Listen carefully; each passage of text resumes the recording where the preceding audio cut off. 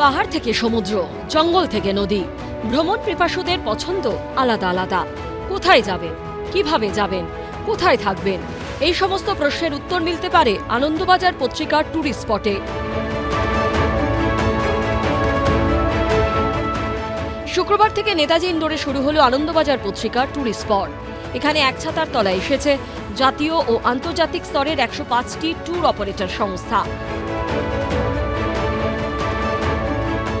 পূর্ব ভারতের সবচেয়ে বড় ট্যুরিজম ফেয়ারের সূচনায় এদিন উপস্থিত ছিলেন রাজ্যের পর্যটন মন্ত্রী শঙ্কর ঘোষ, পর্যটন প্রতিমন্ত্রী পূর্ণিমা চক্রবর্তী, ব্রিটিশ হাই কমিশনের ডেপুটি চেয়ারম্যান ও ডেপুটি হাই কমিশনার সহ বিশিষ্ট ব্যক্তিত্বরা।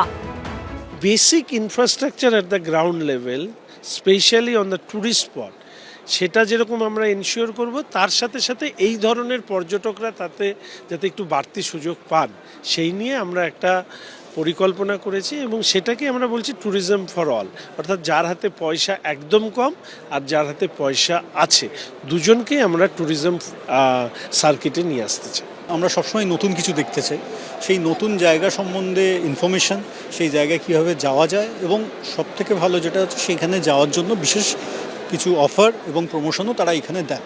তো এই ফেয়ারে এলে এক নলেজ বাড়ে যে আমি কোথায় কোথায় কী যেতে পারি, সেই একটা ইউনিভার্স তৈরি হয়।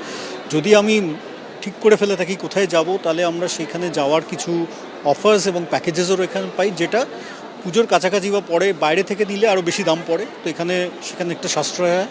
সো নলেজ এবং সাশ্রয় এই দুটোর উপরই এই ফেয়ারটা চলে। নেতাজি ইন্ডোরে আনন্দবাজার পত্রিকার ট্যুরিস্ট স্পট চলবে রবিবার পর্যন্ত। সুমন ঘরাইয়ের রিপোর্ট, এবিপি আনন্দ। এবিপি আনন্দ, এগিয়ে থাকে, এগিয়ে রাখে।